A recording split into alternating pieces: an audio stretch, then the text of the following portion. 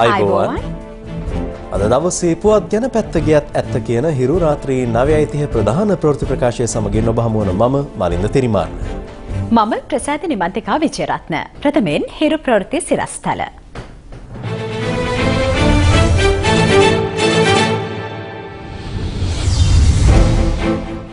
ජනාධිපතිවරයාගේ ප්‍රධානත්වයෙන් ආදිවාසී දිනය සැමරේ. අලි දත්ත රැගත් පොතක් හිටි හැටියේ අතුරුදන්. ඡන්ද පත්‍රිකා මුද්‍රණය නිරීක්ෂණයට CCTV කැමරා පද්ධතියක්. වැඩිහිටි නොසැලකිල්ලෙන් හපුතලේ දරු දෙදෙනෙකු මරුට. සම්පත් සෙවන ඔබේම නිවහනකට නිවැරදි මඟ කියා දෙයි. ලෝපුරා ඉස්ලාම් භක්තිකයින් අද රාමසාන් උත්සවය සමරනවා. ඒ මසක් පුරා සිදු කළ උපවාසය ඊයේ අවසන් කරමින් ඉස්ලාම් දහමේ මුල් ග්‍රන්ථය වූ අල් කුරානයේ නියම කොට ඇති පරිදි ඉස්ලාම් භක්තිකයින් රාමසාන් උපවාස ශීලය රැකිය යුතු වනවා. මසක් පුරා දිනකට එක් ආහාර වේලක් පමණක් ගනිමින් සිදු කරන මෙහි අරමුණ කුසගින්න පිළිබඳව අවබෝධයක් ලබා දීමයි. මෙහිදී සෙසු අයට උදව් උපකාර කිරීමද සිදුවනවා. අද උදෑසන කොළඹ ගාලු මෝදර පිටියට එක් වූ ඉස්ලාම් බැතිමතුන් මෙසේ සිය ආගමික වතාවත්වල නිරත වුණා.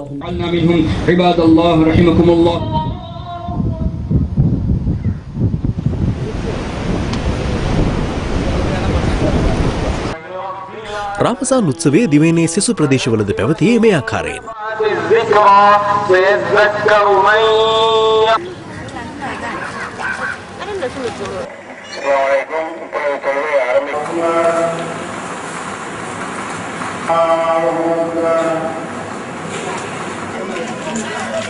රාමසාන් උත්සවයට සුබ පැතුම් එක් කරන ජනාධිපති මහින්ද රාජපක්ෂ මහතා පෙන්වා දෙන්නේ සාමකාමී වාතාවරණයක් තුළ සිය ආගමික වතාවත් බාධාවකින් තොරව ඉටු කිරීමට මුස්ලිම් ප්‍රජාවට අවස්ථාව ලැබීම පිළිබඳව සතුටට පත්වන බවයි.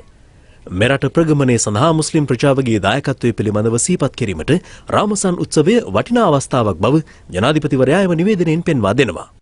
රාමසාන් උත්සවය වෙනුවෙන් සුබ පැතුම් එක් කරන විපක්ෂ නායක රනිල් වික්‍රමසිංහ මහතා නිවේදනය කළේ උපවාසයේ යෙදීමෙන් ඉස්ලාම් බැතිමතුන් ලබා ගන්නා ඉවසීම, කරුණාව සහ සහෝදරත්වය ලෝකයට ලබා දිය හැකි යහපත් ගුණාංග බවයි. එම ගුණාංග ලෝපුරා පැතිර යනු දැකීම සිය ඒකායන අපේක්ෂාව බවද විපක්ෂ නායකවරයා එම නිවේදනයේ සඳහන් කරනවා. රටේ සියලු ජන කොටස් වල මෙන්ම වැඩි ජනතාවගේද අනන්‍යතාව සුරැකුණේ ත්‍රස්තවාදයෙන් රට නිදහස් කිරීම නිසා බව ජනාධිපති මහින්ද රාජපක්ෂ මහතා පවසනවා. ජනාධිපතිවරයා පෙන්වා දෙන්නේ නිදහස භුක්ති විඳින එම ජනතාව නූතන සංවර්ධනයේ කොටස්කරුවන් බවට පත්ව ඇති බවයි. ලෝක ආදිවාසී දිනය නිමිත්තෙන් දෙහිඅත කණ්ඩියේදී අද පෙරවරුවේ පැවති ජාතික උත්සවයට එක්වෙමින් ජනාධිපතිවරයා මේ බව සඳහන් කළා. සංස්කෘතික අමාත්‍යාංශය සංවිධානය කළ මෙම උත්සවයේ දෙහිඅත කණ්ඩියේ හේනානිගලදී පැවැත්වුණා.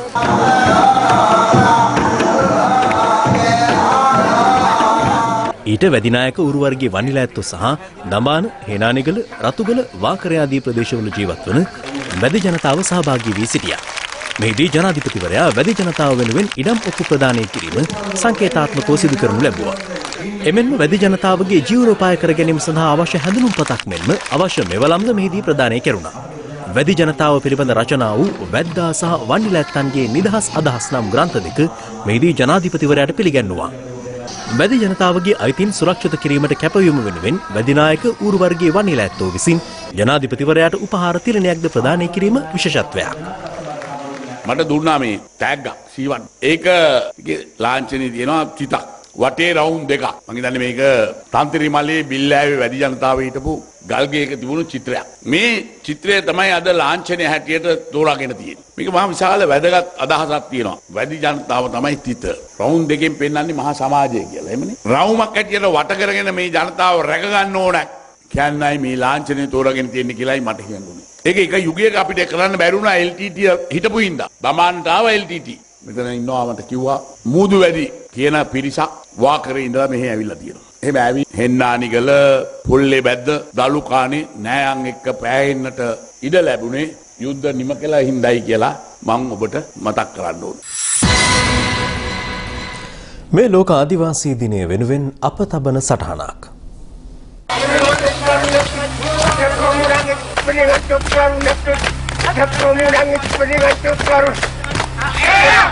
බිලියන 7ක් වූ ලෝක ජනගහනයෙන් 6% නියෝජනය කරන්නේ ආදිවාසී ජනකොටස්. මානව විද්‍යාඥයින්ට අනුව ලොව පුරා මෙවැනි ජනකොටස් 5000ක් පමණ ජීවත් වනවා. මේ අතරින් ආදිවාසී ජනකොටස් 11ක් පිළිබඳව ලෝකයේ වැඩි අවධානයක් යොමු වෙලා. ඕස්ට්‍රේලියාවේ මරේ ඩාලින් ගංගාව ආශ්‍රිතව ජීවත් වන ඔවුන් මියා නම් ගුහාවල ජීවත් වනවා.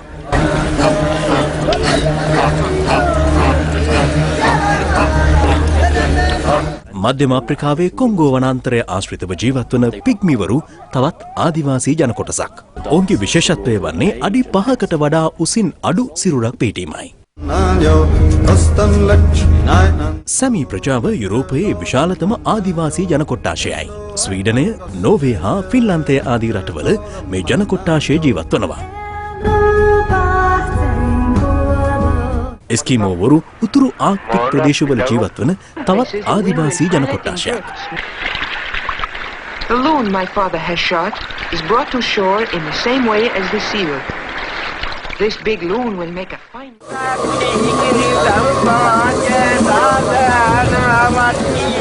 ශ්‍රී ලංකාවත් ආදිවාසී ජන කොට්ටාශයකට උරුමකම් කියන රටක්. එහි ආරම්භය සනිටුහන් වන්නේ කුවේනිය සිය දරුවන් සමග වනගත වීමෙන් බව මානව විද්‍යාඥයින්ගේ මතයයි. දැන් ජීවත් වන ඌරු වර්ගයේ පරපුර මෙරට ආදිවාසී පරපුරේ පස්වන පුරුකයි. වර්තමානයේ වන විට දඹාන, රතුගල, හේනානිගල, වාකරේ හා පොල්ලෙබැද්ද යන ප්‍රදේශ ආශ්‍රිතව ආදිවාසීන් ජීවත් වනවා.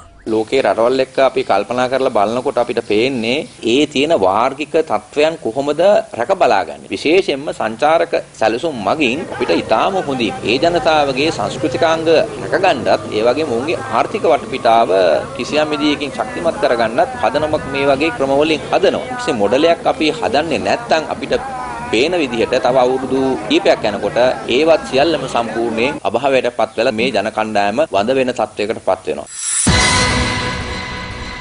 වනජීවී සංරක්ෂණ දෙපාර්තමේන්තුව යටතේ පවතින හීලේ අලි ඇතුන් ලියාපදිංචි කිරීමේ සටහන් ලේඛනයක් අස්ථානගත වේ තිබෙනවා. පරිසරවේදීන් පවසන්නේ මෙමගින් හීලේ අලි ලියාපදිංචි කිරීමේ ක්‍රමවේදය දැඩි අර්බුදයකට ලක්වන බවයි. දවසේ පුවත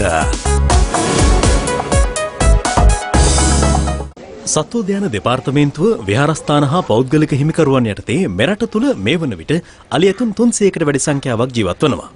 එම සද්දන්තයින් පෙරහැර ඇතුළු විවිධ කටයුතු සඳහා භාවිත කරනු ලබනවා. සිවිල් සමාජ තුළ සිටින මෙම අලි ඇතුන් වාර්ෂිකව ලියාපදිංචි කළ යුතු අතර එම සතුන් සඳහා වාර්ෂික බලපත්‍රයක්ද ලබාගත යුතු වනවා. අදාළ අලි ඇතුන් ලියාපදිංචිය හා බලපත්‍ර නිකුත් කරනු ලබන්නේ වන සංරක්ෂණ දෙපාර්තමේන්තුවේ නීති ක්‍රියාත්මක කිරීමේ අංශය විසිනුයි. එම අංශයේ නියෝජ්‍ය අධ්‍යක්ෂිකා චාන්දනී විල්සන් මහත්මිය සඳහන් කළේ මෙලෙස අස්ථානගත වී ඇත්තේ වනජීවී අධ්‍යක්ෂ ජෙනරාල්වරයා විසින් අලි ඇතුන් ලියාපදිංචිය සඳහා නිර්දේශ කර අත්සන් සිදු කරන සටහන් පොතක් බවයි. අලි ලියාපදිංචි කරන්නේ ෆයිල් වල. ඒ අලියට එක ෆයිල් එකක් ගන්න තියෙනවා. ඊට පස්සේ ඒ ෆයිල් අපි මේ අංකේ තියෙන මේ අලිය මේ අක්ෂරයක දානවා කියලා CR පොතකින් දානවා. එහෙම අලි කරන්නේ පොත් 5ක් 6ක් තියෙනවා අපි ළඟ. ඇත්තටම තුනක් තියෙනවා. තුනෙන් අර පොඩි එක පොතක කෑල්ලක් පොතක් අස්තරකට වෙලා තියෙන දවස් දෙක තුනක්. සමහර විට මොකක් හරි එක පැටලිලා ගියත් දන්නේ නැහැ. තව ෆයිල් එකක් ඇතුලේත් දන්නේ නැහැ. ඊට පස්සේ අපි මේ හොයාගන්න බැරුව අපි ඉතින් කමන්නේ අපි අලුතෙන් CR පොතක් ඕපන් කරා. මේ සම්බන්ධයෙන් අප වනජීවී අමාත්‍ය විජිත් විජේමුනිද සොයිසා මහතාගෙන් විමසීමක් කළා. මේකට මම විධිමත් පරීක්ෂණයක් කරනවා අපේ අමාත්‍යාංශ පැත්තෙන්. කවුද මේක කරේ කොහොමද වුනේ වගකීම මේ විෂය බාරය. වග කියන්න ඕනේ. මේ අලින් ඉතිහාසයේ ඉඳලම මේ සාමාන්‍ය සිවිල් සමාජයට දුන්නා. නීතියානුකූල ක්‍රමවේදයක් තුල ඒ ලබා දිය යුතුයි. හැබැයි ඉතින් මෙහෙම හොර වැඩ කරන්න ඕනේ නැහැ. එහෙම දෙන්න ඕන. වනසත්ව හා වෘක්ෂලතා ආරක්ෂණ පනතේ 12 වන සහ 22 ආවගන්තියට අනුව වළංගු බලපත්‍රයක් නොමැතිව සිවිල් පුද්ගලයෙකුට අලියෙකු හෝ ඇතෙකු ළඟ තබා ගැනීම සිදු කළ නොහැකියි. එම නීති උල්ලංඝනය කරමින් කිසියම් පුද්ගලයෙකු අලියෙකු හෝ ඇතෙකු ළඟ තබා ගන්නේ නම් ඒ වරින්තු නොමැතිව අත්අඩංගුවට ගත හැකි සහ අප ලබා දිය නොහැකි වරදක්.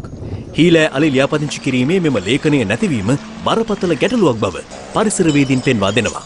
ඇත්ත වශයෙන්ම අපි හිතන්නේ මේක හිතාමතා සිද්ධ කරපු ක්‍රියාවලියක් කියලා. හේතුව තමයි මේ වෙනකොට උන්ට හැකියාව ලැබෙනවා මේ ලිපි ලේඛන අස්ථානගත වීම හරහා දැනට බලපත්‍ර නොලත් අලි ඇතුන් බලපත්‍ර ලබා දීමටත් ඒත් එක්කම බලපත්‍ර සහිතව නීති විරෝධීව තබාගෙන ඉන්න පැටවුන්ට ඔවුන්ගේ ඉදිරි විමර්ශන කටයුතු සිද්ධ වුණොත් ඔවුන්ට මේ ආකාරයෙන් ඔප්පු කිරීම සඳහා සාධක නැති වෙනවා. මෙම පැටවුන්ගේ මව්පියන් පිළිබඳ විස්තර සහිත සාක්ෂි තමයි මේ අස්ථානගත වෙලා තියෙන්නේ. දවසේ පුවත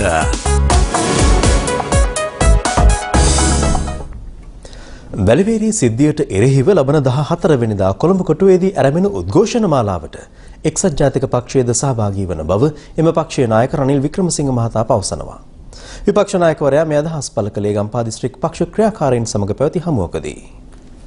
වැලිවේරිය ඝාතනයට විරුද්ධ උද්ඝෝෂණ මාලාව 14 වෙනිදා කොළඹින් ආරම්භ වෙනවා. ඒකට එක්සත් ජාතික පක්ෂයත් එකතු වෙලා තියෙනවා. වැලිවේරියේ ප්‍රශ්නයක් තිබුණා නම් ඒක පොලිසියට විසඳන්න පුළුවන් ප්‍රශ්නයක්.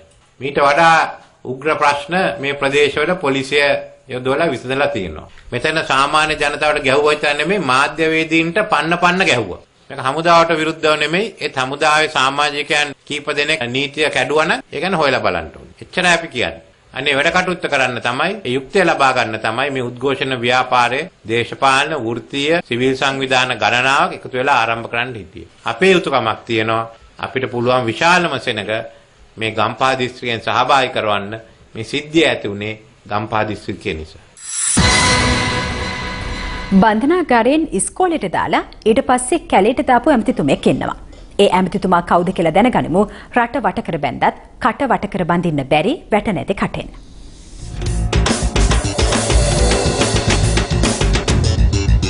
තුනක් පවතිනවා උතුරේ ඒ වගේම වයඹ සහ මධ්‍ය පළාතේ මේ මැතිවරණ ගැන ඉතින් ප්‍රතිඵලය දැනුත් අපි දන්නවා චුවර්ණ ගේම් එක ගහනවා කියලා අර මෙහෙන් කට්ටිය ඕනේ නැහැ නේද ආණ්ඩුව ගත්තාම පළාත් සභාවත් තියුවොතින් විපක්ෂෙන් කවුරු හරි ගන්නවා මහාමැති අපේක්ෂකයෙක් මහාමැතිකම අපේක්ෂාවෙන් එක්සත් ජාතික පක්ෂයේ ඉඳලා බල්ටියක් ගැහුවත් දයාසිරි ජයසේකර මහත්තයා ආපු ගමන් මහාමැතිකම තමයි මහ බුදුමතියා බුලත් පොලයක් මතකයි මගේ අංකේ මේක මටමති මහාමැතිකම කියලා තමයි ඒ කියන අහදින්ට ඔළුව කල්පනා කරන්න ඕනේ පාර්ලිමේන්තුවේ තිල්ලාසලා කණ්ඩායම් නායකකමත් නැතුව මහාමැති අපේක්ෂකමත් නැතුව නිකම්ම නිකන් ලයිස්ට්ුවේ ඉල්ලනවද මිනිහ කෝටි 25කට කෝටි 7ක වාහනයක දයාසිරි ජයසේකර දැන් යන්නේ සමහර උදවිය තවමත් සමහර තැන්වල පක්ෂ විවේචනය කරනවා ඒ පක්ෂයට ආදරයක් තියෙන කට්ටිය නන් නෙමෙයි හරින් ප්‍රනාන්දු මන්ත්‍රීතුමා 37 නායක අජිත් පෙරේරා සියලු දෙනාම එකතු වෙලා මේ පළාත් සභා තුනෙන් එකක්වත් දිනවන්න ඕනේ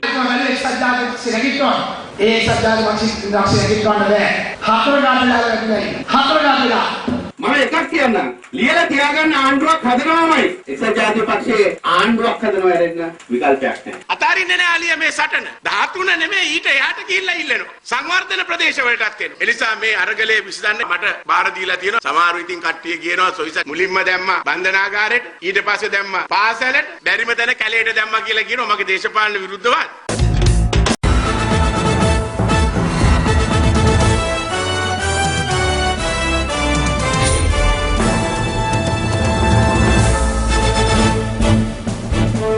ඔබ නැවතත් හිරු ප්‍රවෘත්ති සමගින්.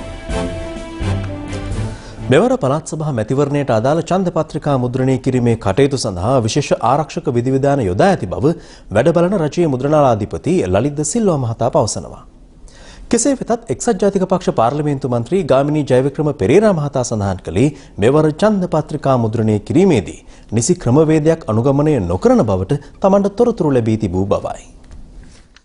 එක්සත් ජාතික පක්ෂ පාර්ලිමේන්තු මන්ත්‍රී ගාමිණී ජයවික්‍රම මහතා ඊයේ පාර්ලිමේන්තුවේදී සඳහන් කළේ ඡන්ද පත්‍රිකා මුද්‍රණය කරනු ලබන රජයේ මුද්‍රණාලය වෙත ප්‍රමාණවත් ලෙස පොලිස් ආරක්ෂාව යොදා නොමැති බවයි. එම ප්‍රකාශය සම්බන්ධයෙන් අදහස් පළ කළ ගාමිණී ජයවික්‍රම මහතා අපේ වෘත්ති සමිතියේ සංගමේ ලේකම් එතුමාගේ නම ලලිත් ඉන්දික. මේ ලලිත් ඉන්දික මැතිතුමා මට කතා කරලා කිව්වා සම්ප්‍රදාන කුල අවුරුදු දිගටම කළේ ආර්සා අංශයෙන් විශේෂ කණ්ඩායමක් දින මුද්‍රණයට දින තුනකට ප්‍රථම එම ඒ ආර්ශකාංශයේ පැමිණිලා ඒ අය සම්පූර්ණ පරීක්ෂණවල් කරලා ඒ අයගේ ආර්ශාවට තමයි මුද්‍රණය පටන් ගන්න කියලා. නමුත් මේවර ඒ කිසි දෙයක් නැතුව මුද්‍රණ කිරීමක් ආරම්භ කරන ඔක්කොම කරලා තියෙනවා. මේක හරි භයානකයි කියලා කිව්වා. මේ ඡන්දේ භයානක යමක් වෙන්න යනවා. මොකද අධ්‍යක්ෂකින් අපිට තියෙන ඕනතර මැතිවරණ කොමසාරිස් මහින්ද දේශප්‍රිය මහතා සඳහන් කළේ ඡන්ද පත්‍රිකා මුද්‍රණය කිරීම 100% ආරක්ෂිතව සිදුවන බවයි. 100%ක්ම ආරක්ෂිතව සිදු කරන බව රජයේ මුද්‍රණාලාධිපතිවරයා මා වෙත සනාථ කරලා තියෙනවා.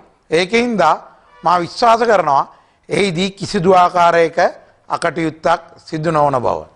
මෙවර පළාත් සභා මැතිවරණය සඳහා ඡන්ද පත්‍රිකා 50 ලක්ෂයකට අධික සංඛ්‍යාවක් මුද්‍රණය කරන අතර එම මුද්‍රණ කටයුතු එළඹෙන 24 වනදා වන විට අවසන් කරන බවයි වැඩ බලන රජයේ මුද්‍රණාලයාධිපති ලලිත් ද සිල්වා මහතා වැඩිදුරටත් සඳහන් කළේ. අපි මේ ඡන්දපත්‍රිකා මුද්‍රණය කිරීම සඳහා සම්ප්‍රදායික ක්‍රම ભેදයන් මේ විදිහටම භාවිතා කරන ගමන් මේ අවස්ථාවේදී පළවෙනි වතාවට CCTV කැමරා පද්ධතියක් අපි සවි කරා මුද්‍රණ යන්ත්‍ර ආවරණය කරන්න. වෙනදට වඩා ආරක්ෂාවක් ලැබිලා තියෙනවා. ඒ වගේම විවෘත භාවයකුත් ලැබිලා තියෙනවා. අද උදේ 8ට අපි මැතිවරණ සඳහා ඡන්දපත්‍රිකා මුද්‍රණය කරන්න පටන් ගත්තා. පොලිසියත් අපි සම්ප්‍රදායිකව දාලා තියෙනවා. මොකද ඒක සම්ප්‍රදායික හැටියට රාජ්‍ය මුද්‍රණ දෙපාර්තමේන්තුවේ පොලිසිය යෙදවන නිසා.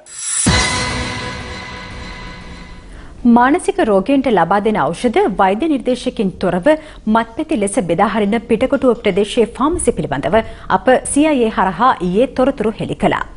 මෙම ජාවාරමේ ඉලක්කය වී තිබුණේ දුරගමන් සේවා බස් රථ රියදුරන් හා පාසල් සෙසොන්.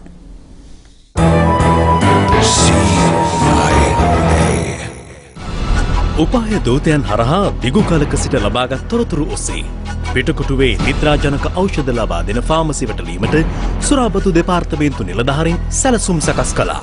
පෙති දීලා වතුරක් දෙන තරමට එතන දැන් තත්ත්වයක් තියෙනවා කියන එක තමයි තොරතුර.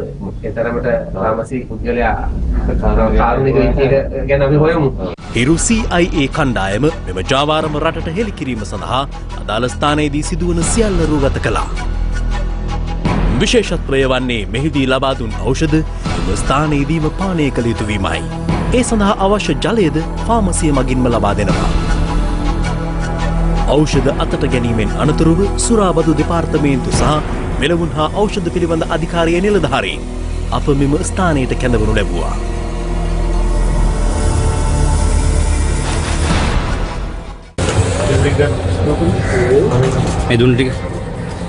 ප්‍රශ්න කිරීම් හමුවේ ඖෂධ ලබා දුන් පුද්ගලයා ප්‍රකාශ කළේ වෙනත් තොග නොමැති බවයි.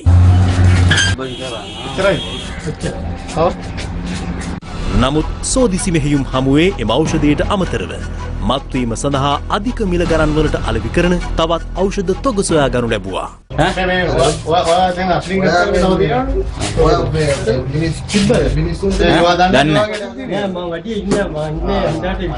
මෙම වැටලීමේදී හෙළි වූ විශේෂිතම කරුණ වූයේ වැටලීමට ලක් වූ ෆාමසි දෙකම පවත්වාගෙන යාමට කිසිදු බලපත්‍රයක් හෝ සුදුසුකමක් නොමැතිවීමයි.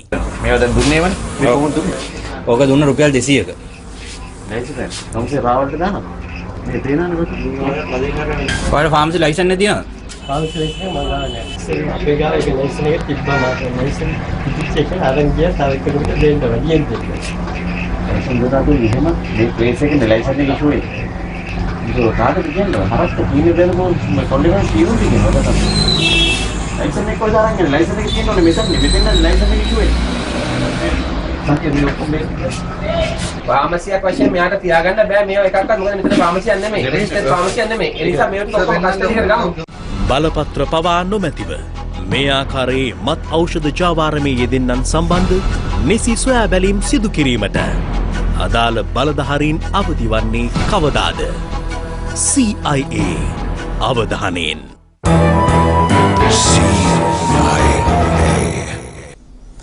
අද වන විට කිරිපිටි සම්බන්ධයෙන් අප සමාජයේ දැඩි කතාබහක් ඇති වී තිබෙනවා. ඒ DCD නැමැති රසායනිකය අඩංගු කිරිපිටි වර්ග කිහිපයක් වෙළඳපොලෙන් ඉවත් කිරීමත් සමගයි.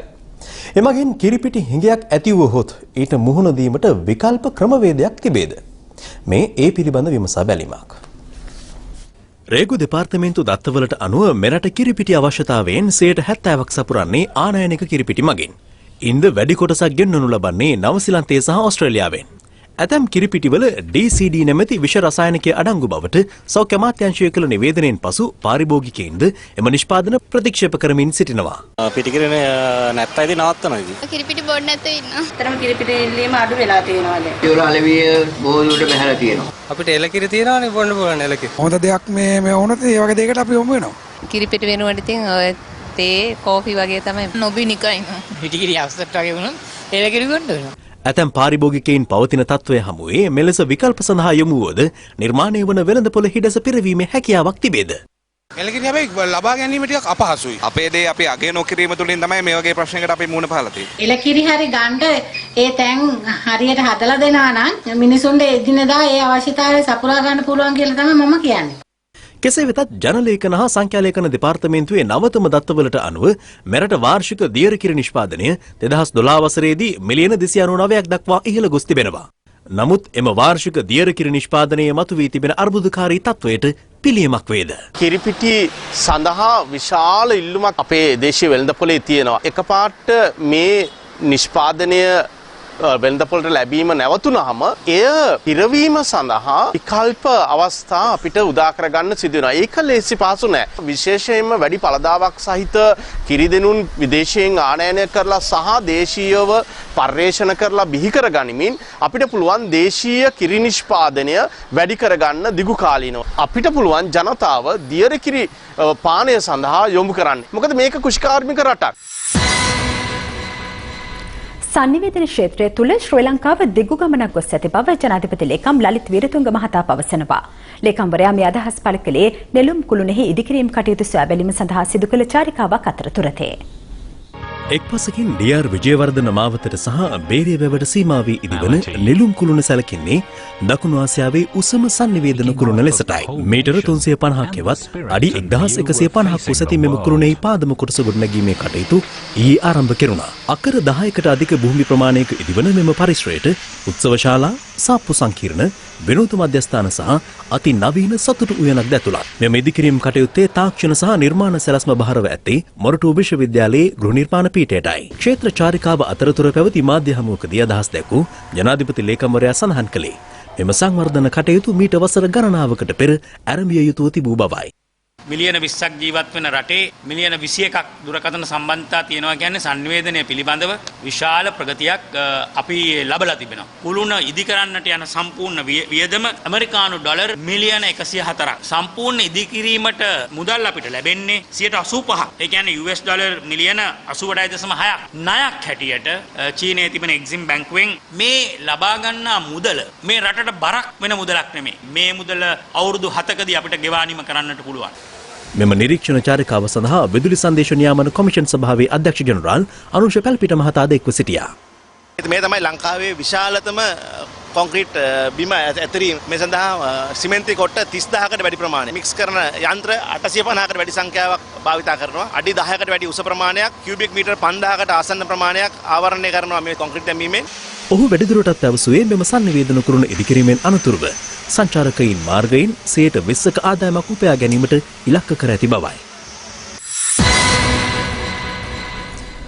බීමත්ව අපරීක්ෂාකාරී රියදහවනේ නිරත වූ කාන්තාවක් ඇතුළු කාන්තාවන් සිව් දිනකු පොලිසිය අත්අඩංගුවට ගත්තා. පොලිසිය පැවසුවේ මෝටර් රථයේ අනනොතකා දහවනය කිරීමට උත්සාහගත් බවයි. අදාළ කාන්තාවන් අත්අඩංගුවට ගත් අවස්ථාවේදී තලවතුගොඩ මන්සන්දියේ උණුසුම් තත්ත්වයක් දැති වුණා. කාන්තාවන් සිව් දෙනා ගමන් කළ මෝටර් රථය පොලිස් භාරයට කර ලැබුවේ ඊයේ රාත්‍රී 9ට පමණ. ඒ මෙරිහාන පොලිසිය විසින්.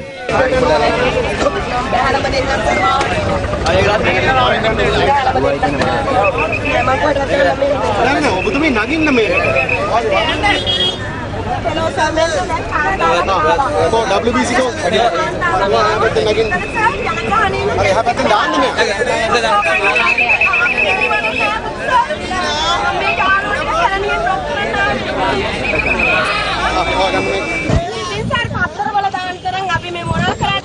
හරි මල්ලිලා තරහ නැතෝද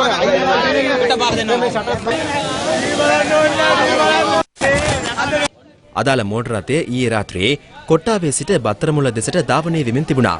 පොලිසිය පැවසුවේ තමන් මේ මෝටර් රථය තලවතුගොඩ මන්සන්දියට ළඟා වීමට පෙර නතර කිරීමට උත්සාහ කළ බවයි. එහෙත් ඔවුන් පොලිස් අනනතකා මෝටර් රථය වේගයෙන් ඉදිරියට ධාවනය කර තිබුණා. එහෙත් එම අවස්ථාවේ තලපතිගොඩ ප්‍රදේශයේ විරදසැලක ඇති වූ ගින්නක් හේතුවෙන් 174 මාර්ගයේ ඇති වූ වාහන තදබදයට මේ මෝටර් රථය මැදි වී තිබෙනවා. අරෙන් රාලාමිලා හිටියම් පාර ට්‍රැෆික් මේවා කර ඊට පස්සේ එකපාරටම කාර් එකක් කඩාගෙන ආව වාහන අස්සෙන්. ඇවිල්ලා රාලාමිලා මේ 5-6 දෙනෙක් මේක පස්සේ පන්නව ඒත් නවත්තා වෙන්නේ නැතුව ගෑනු එක්කන මෙතෙන් යනකල්ම ආවා. ඊට පස්සේ ඉස්සරහ කැබ් එකක් තිබ්බ හින්දා යන්න බැරි වුණා. නැත්තම් යනවා අනිවාර්යයෙන්ම. අපඩෙන් රාලාමිට යට වෙනවා. ඊට පස්සේ රාලාමිලා මේ ඉස්සරහට ගිහිල්ලා පිස්තෝල් එක දික් කරලා පස්සාව නැවතුවේ. බීමතින් අපරීක්ෂාකාරීව රිය ධාවනය කිරීම හේතුවෙන් එක් කාන්තාවක් අත්අඩංගුවට ගෙනුණා. පොලිසිය පැවසුවේ සෙසු කාන්තාවන් තිදෙනා අත්අඩංගුවට ගත්තේ අනන්‍යතාවය තහවුරු කිරීමට අපොහසත් වූ නිසා බවයි.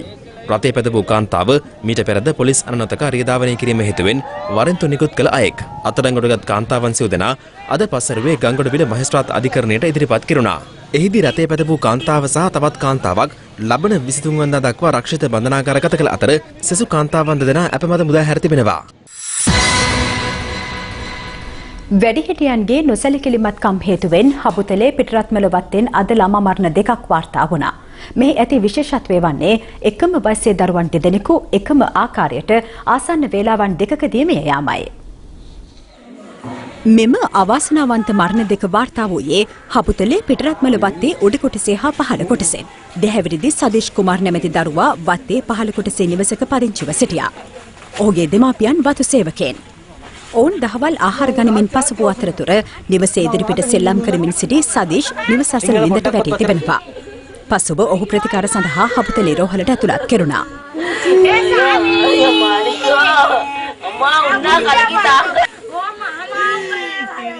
සදීෂ් රෝහල් ගත කර විනාඩි 10ක් ඉක්ම යන්නටත් මත්තෙන් තවත් ළිඳකට වැටී තිබූ දරුවෙකුද රෝහල් ගත කර තිබුණා. එලෙස අනතුරට පත්ව තිබුණේ වත්තේ ඉහළ කොටසේ පදිංචි සදීෂ් කුමාර් නැමැති දෙහැවිරිදි දරුවායි. ඔහුද ළිඳට වැටී ඇත්තේ නිවස ඉදිරිපිට සෙල්ලම් කරමින් සිටියතේ. ඔහුගේ මවද වතු සේවිකාවක් වන අතර පියා ඔවුන්ගෙන් වෙන්ව ජීවත්ව තිබෙනවා. දරුවන් දෙදෙනාම රෝහල් ගත කරන විටත් මිය ගොස් සිට ඇති බව රෝහල් ආරංචි මාර්ග සඳහන් කළා. ගෙදර කට්ටිය කෑම කාගෙන හිටියා. ඉතින් ළමයා නැහැ කියලා තම හොයාගෙන යනකොට එහෙම තමයි වයිවා. හොයාගෙන යනකොට ළිඳේ ඇතුලේ ඉදී තමයි ඒගොල්ලන්ගේ සීයා උස්සගෙන ආවේ. තවත් දේශීය පොත් කිහිපයක් සමගින් දැන් රටවටා හිරු. රටවටා හිරු. අකුණුසර වැදීම හේතුවෙන් අනුරාධපුර තමුත්තේගම සමන්නෙලිය ප්‍රදේශයේ කුඹුරක ගොයම් කපමින් සිටි කාන්තාවක් අද පස්වරුවේ මිය ගිය අතර තුවාල ලැබූ තවත් 6 දෙනෙකු රෝහල්ගත කෙරුණා. බම්බලපිටියේ ව්‍යාපාරික මොහමඩ් සියාම් ඝාතනයේ ප්‍රධාන සැකකරු වන හිටපු නියෝජ්‍ය පොලිස්පති වාස් ගුණවර්ධන මහතාගේ පුත් රවිදු ගුණවර්ධන මේ මාස 14 වෙනිදා දක්වා ආරක්ෂිත බන්ධනාගාරගත කිරීමට කොළඹ අතිරේක මහේස්ත්‍රාත්වරයා අද නියෝග කළා. එහිදී රවිදු ගුණවර්ධන ඔහුගේ පියා හැර මෙම නඩුවේ සිසු සැකකරුවන්ගෙන් ඈත් කර තබන්නයි අපරාධ පරීක්ෂණ දෙපාර්තමේන්තුව ඉල්ලීමක් කළා. සැකකරු වෙනුවෙන් පෙනී සිටි නීතිඥවරු සැකකරු ඔහුගේ පියා සමග රඳවන්නයි මහේස්ත්‍රාත්වරයාගෙන් මෙහිදී ඉල්ලා සිටි අතර අතිරේක මහේස්ත්‍රාත්වරයා බන්ධනාගාර අධිකාරීවරයාට නියෝග කළේ ඒ පිළිබඳ සුදුසු පියවර ගන්නා ලෙසයි. කුරුණෑගල ගණේවත්ත කලටුවාගම රජමහා විහාරයේ වැඩවිසූ 79 හැවිරිදි සාමණේර හිමි නමක් විහාරස්ථානයේ පොකුණක සැකකටයුතු ලෙස අපවත්ව සිටියදී අද පෙරවරුවේ හමු වී තිබෙනවා. ඒ සම්බන්ධයෙන් සිදු කෙරුණු පශ්චාත් මරණ පරීක්ෂණයේදී අනාවරණ වී ඇත්තේ අදාළ හිමිනම සීදි විහානි කරගෙන ඇති බවයි. රටවටා හිරු.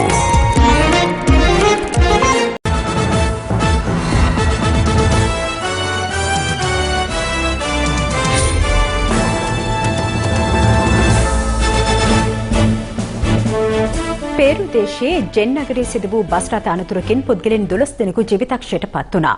තවත් 35කට අධික පිරිසක් තුවාල ලැබූ බවයි වාර්තා වන්නේ. ඒ පිළිබඳ තොරතුරු සහ තවත් පුවත් සමගින් දැන් ලොව වටා හිරු. ලොව වටා හිරු. මගී බස් රථය පළතුරු ප්‍රවාහනය කරමින් තිබූ ට්‍රක් රථයක ගැටීම හේතුවෙන් මෙම අනතුර සිදු වුණා. බස් රථයේ රියදුරු අධික වේගයෙන් පැමිණ වංගුවක් පස කිරීමේදී ඉදිරියෙන් පැමිණි ට්‍රක් රථයේ ගැටුණු බවයි වාර්තා වන්නේ. අනතුර සිදු වන අවස්ථාවේ බස් රථයේ මගින් 50 දෙනෙකු පමණ සිට තිබෙනවා. ඉන්දියාවේ කාශ්මීර ප්‍රදේශයේ පැවති උද්ඝෝෂණයක් අතරතුර උද්ඝෝෂකින් හා පොලිසිය අතර ගැටුමක් හටගත්තා. කාශ්මීර දේශ සීමාවේදී ඉන්දිය බඩයින් 5 දෙනෙකු ඝාතනය කිරීමේ සිද්ධිය පිළිබඳ පාකිස්තානයට චෝදනා එල්ල කිරීම සම්බන්ධයෙන් මෙම උද්ඝෝෂණය පැවැත්වුණා.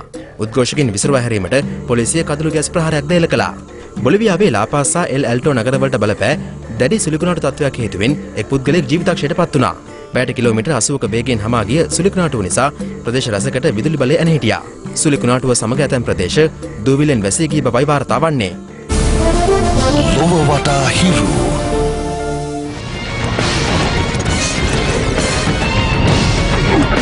Hero Sports Corner. සුනාමි සහ ගෝල් ව්‍යාපෘති මුදල් පරිහරණය සම්බන්ධයෙන් විමර්ශන විගණනයක් සිදු කරන්නට ජගත් පාපන්දු සම්මේලනය තීරණය කර තිබෙනවා. ශ්‍රී ලංකා පාපන්දු සම්මේලනයේ සභාපති රංජිත් රොදිගෝ මහතා මේ බව පැවසුවේ අද කොළඹ පැවති මාධ්‍ය හමුවකදී. දකුණු ආසියානු පාපන්දු තරඟාවලියට සහභාගී වන ශ්‍රී ලංකා කණ්ඩායම පිළිබඳව දැනුවත් කිරීම සඳහා මෙම මාධ්‍ය හමුව පැවැත්වුණේ කොළඹ පිහිටි පාපන්දු නිවහනේදී. මෙවර දකුණු ආසියානු පාපන්දු තරඟාවලිය අගෝස්තු 31 වනදා සිට සැප්තැම්බර් 11 වනදා දක්වා නේපාලයේදී පැවැත්වෙනවා. රටවල් 8ක් සහභාගී වන තරඟාවලියේදී ශ්‍රී ලංකා කණ්ඩායම තරඟ වදින්නේ B කාණ්ඩයෙන්. කණ්ඩායමේ නායකත්වය දරන්නේ සුරන්ද බණ්ඩාර. අපිට බොහෝ අත්දැකීම් අපි ලබාගෙන තිනවා මේ කෙටි කාලය තුලදී. මට දැන් ලැබිලා තියෙන කණ්ඩායමේ ज्येष्ठ ක්‍රීඩකයෝ 5 දෙනෙකුත් ඉන්නවා. ඉතින් ඒ අයගේ උපරිම සහයෝගය මට ලැබෙනවා. මම හිතනවා හොඳ අවස්ථාවක මට නායකත්වය ලැබිලා තියෙන්නේ. අපේ එකම බලාපොරොත්තුව මේ තරඟාවලියට සහභාගී වෙලා දක්ෂකම් පෙන්වන්න. ජාතික සංචිතයේ සිටින ක්‍රීඩකයෙකුට රුපියල් 50000ක මාසික වේතනයක් ලබා දෙන්නට ශ්‍රී ලංකා පාපන්දු සම්මේලනය තීරණය කර තිබෙනවා. නමුත් එය නිසියාකාරයෙන් සිදු වෙන්නේදයි මාධ්‍යවේදීන් මෙහිදී ප්‍රශ්න කර සිටියා. ඇත්තට මට තාම ප්‍රතිපාදන ලැබිලත් නැහැ. නමුත් මම අගෝස්තු 1 වෙනිදා ඉඳලා බලපවත්වන පරිදි අපි රුපියල් 50000 ගානේ මගේ ක්‍රීඩකයන්ට ගෙවලා තියෙනවා. කවුරු හරි එහෙම කිව්වා නම් ඉතින් ඒ අපිව අමාරුවේ දාන්න කියපු කතාවක් මිසක් සත්‍ය කතාවක් නෙමෙයි. සෑම ක්‍රීඩකයෙකුටම රුපියල් 50000 බැගින් ගෙවීම හරහා ජාතික සංචිතයේ සිටින ජ්‍යෙෂ්ඨ ක්‍රීඩකයින්ට අසාධාරණයක් සිදු නොවන්නේදයි මාධ්‍යවේදීන් මෙහිදී සභාපතිවරයාගෙන් විමසා සිටියා. මෙහෙම දුන්නේ නැහැනේ කවදාවත්. ජීවිතයේ ඉතිහාසයේ ප්‍රථම වතාවට රුපියල් 50000ක් ජාතික පෙළේ ක්‍රීඩකයෙකුට ලැබුණේ. පාපන් සම්මේලනයට ආධාර උපකාර ගන්න තියෙනවා. ඒව අරගත්තට පස්සේ මම ගෙනියන්නේ නැහැ ගෙදර. ඉතින් ඉස්සෙල්ලා අපි උදේට කාලේ මේක දවල්ට කන්න ඉස්සෙල්ලා. සුනාමි සහ ගෝල් ව්‍යාපෘති ආධාර පරිහරණය සම්බන්ධයෙන් විමර්ශනය කරන්නට ජගත් පාපන්දු සම්මේලනයේ නිලධාරීන් පසුගිය ජූනි 7 වෙනිදා සිට ජූනි 13 වෙනිදා දක්වා ශ්‍රී ලංකාවේ සංචාරයක නිරත වුණා. ඔවුන් එම විමර්ශන වාර්තාව මේ වන විට ජගත් පාපන්දු සම්මේලනයේ සංවර්ධනාංශය වෙත ලබා දී තිබෙනවා. විමර්ශන විගණනයක් ජාත්‍යන්තර විගණන සමාගමකට ඉදිරියේදී ලබා දීමට ඒගොල්ලෝ කටයුතු කරන further investigation. මම ඒ ගැන වැඩි දුරටත් කතා කරන්නේ තමාවෙන්. ලෝක ශූරතා මල්ල ක්‍රීඩා තරගාවලිය හෙට රුසියාවේදී ආරම්භ වනවා. මේ තරගාවලිය ලබන 18 වෙනිදා දක්වා පැවැත්වීමට නියමිතයි.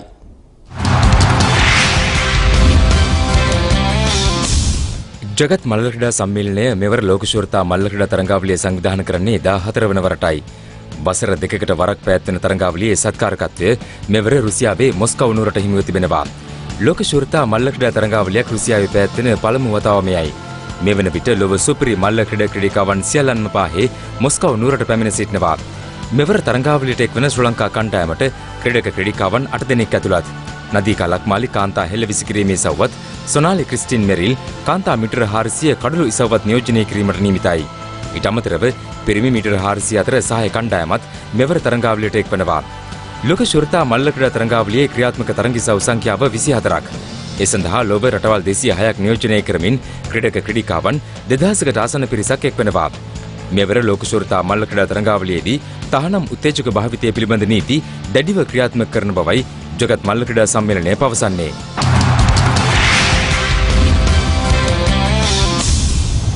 ක්‍රිකට් පිත්තේ දෙපස ඇලවූ සිලිකන් පටි මගින් හොට්ස්පොට් තාක්ෂණය නොමග යැවිය හැකි බව එහි නිර්මාතෘවරයා පවසනවා.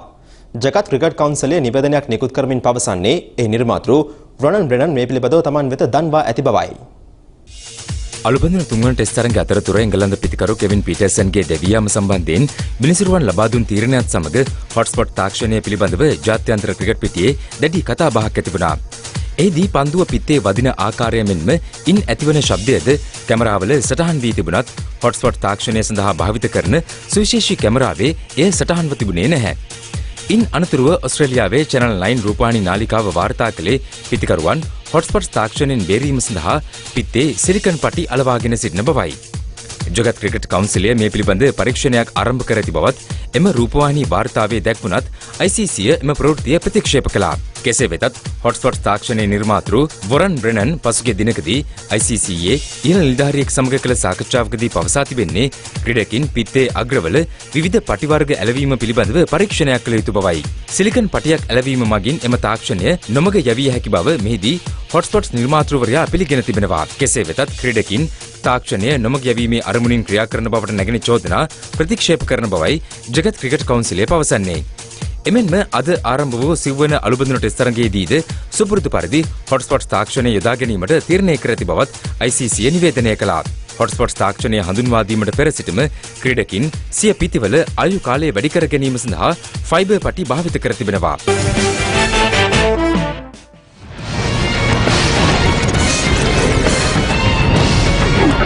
Hero Sports Corner.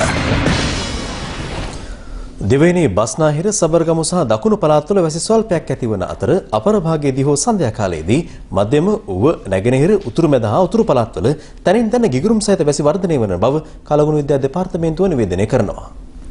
අකුණු මගින් සිදුවන අනතුරු අවම කර ගැනීමට අවශ්‍ය පියවර ගන්නා ලෙස එම දෙපාර්තමේන්තුව ජනතාවගෙන් ඉල්ලා සිටිනවා. දැන් ඉදිරි පැය 24 සඳහා වන කාලගුණානාවකය.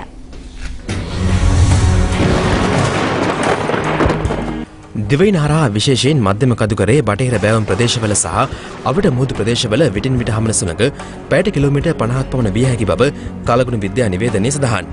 ඉගුරුම් සහිත වැසි ඇතිවන විටද එම ප්‍රදේශවල తాවකාලිකව තද සුළං ඇතිවිය හැකි බව එම දෙපාර්තමේන්තුව පවසනවා. මුහුදු ප්‍රදේශ සලකා බැලීමේදී පුත්තලම සිට ගාල්හරා හම්බන්තොට දක්වා වෙරළට ඔබ්බෙන් වන මුහුදු ප්‍රදේශවල තනින් තන වැසි ඇතිවන අතර සැසු මුහුදු ප්‍රදේශවල ස්ථාන ස්වල්පයක වැසි ඇතිවිය හැකියි. සුළං බස්නාහිරින් හෝ නිරත දෙසින් හමන අතර වේගය පැයට කිලෝමීටර් 30-40ක් පමණ අගයක් ගන්නවා. කාලගුණ නිවේදනයේ දැක්වෙන්නේ පුත්තලම සිට කොළඹ සහ ගාල්හරා පොතුවිල් දක්වා වෙරළට ඔබ්බෙන් වන ගැඹුරු සහ නොගැඹුරු මුහුදු ප්‍රදේශවලදී එම සුළඟේ වේගය පැයට කිලෝමීටර් 50 දක්වා ඉහළ යා හැකි බවයි. මේ වෙදර් චැනල් සේවාව ඉදිරි පැය 24 සඳහා නිකුත් කළ කාලගුණ අනාවැකිය.